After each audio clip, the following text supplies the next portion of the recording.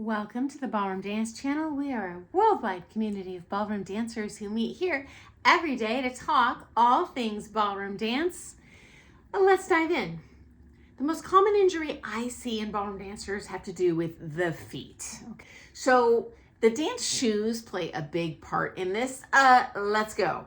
So number one, the cultural expectation, if you compete in Latin, for example, is a 3-inch heel for competitors. Well, when you have a 3-inch heel, it increases the pressure on your forefoot by 76%. So you've got a 150-pound lady. Now she's galloping around the floor at 264 pounds, pounding on those balls of her feet. And men, before you think you got it easy, well, think about your 1.5-inch Cuban heel in Latin, okay? That's going to increase the pressure on your forefoot by 40%.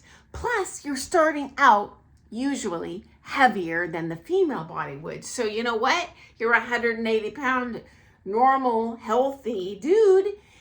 Put on those Cuban heels, now you are over 250 pounds. Pounding those feet. So yeah, that is going to be a little bit hard on the body.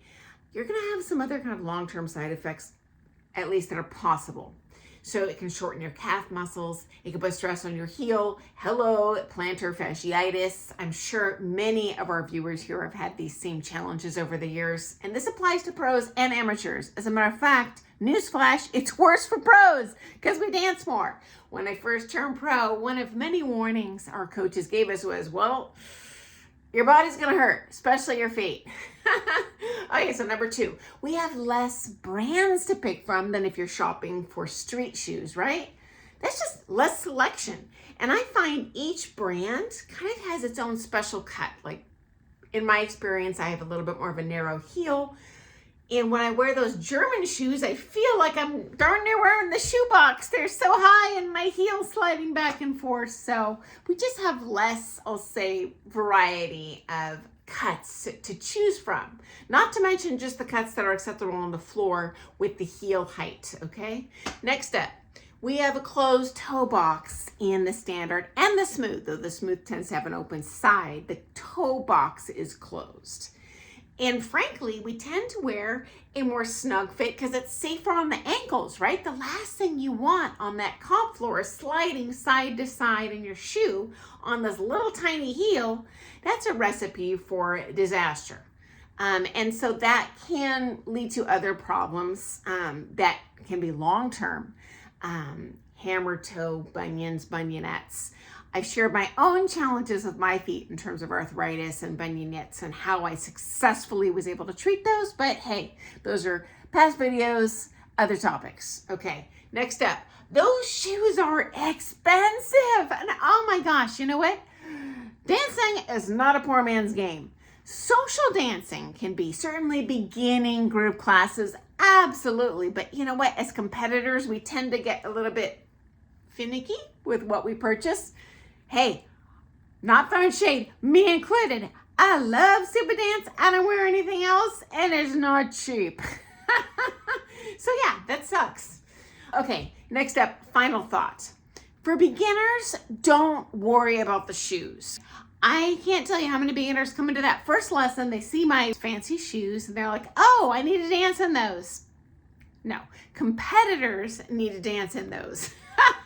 For a beginner, honestly, I find it can lead to even more problems because of that really soft suede sole that we as dancers love because we can feel the floor.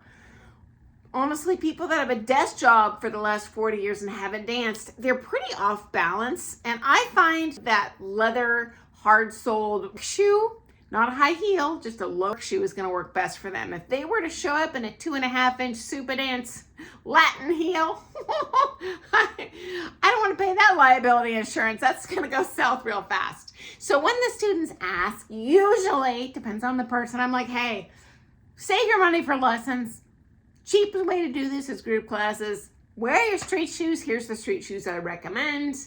And then I'll talk to you in a few months when it's more helpful for you to wear these shoes. And then when they do transfer, oh, it feels like silk.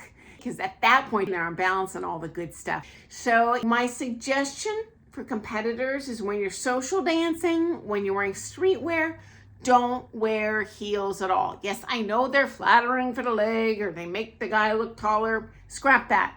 You got to save your body.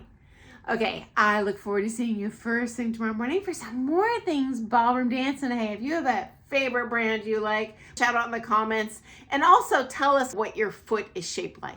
For me, I prefer Supa Dance, but I have a normal front of my foot and a narrow back of my foot. So I look forward to seeing you tomorrow, guys. Doodles!